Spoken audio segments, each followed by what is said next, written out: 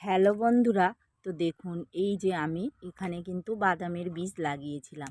বাদামের বীজ থেকে কিন্তু চারা উঠে গেছে। আর এই বাদামের বীজ আমি বসিয়েছিলাম কিভাবে, আর এর মাটিটা কিভাবে তৈরি করেছি, আমি আরও কিছুটা বীজ বসাবো, আপনাদের সঙ্গে অবশ্যই শেয়ার করব। আর এটা হচ্ছে চীনা বাদাম, তো দেখুন এটাতেও প্রচুর হয়েছে। আর এইগুলোতে এখনও কিন্তু বীজ উঠছে। তো ছাদ বাগানে কিন্তু আমরা অনায়াসে কিন্তু চীনাবাদামটা চাষ করতে পারি। আর এই চীনাবাদাম কিন্তু আমাদের অনেক কাজে লাগে। আর এখানে কিছু শাকের বীজও পড়েছিল, দেখুন হয়েছে। তো এগুলো আমি তুলে নেব না, এগুলোকেও রেখে দেব, কারণ এটাও আমার কিন্তু পরে কাজে এসে যাবে।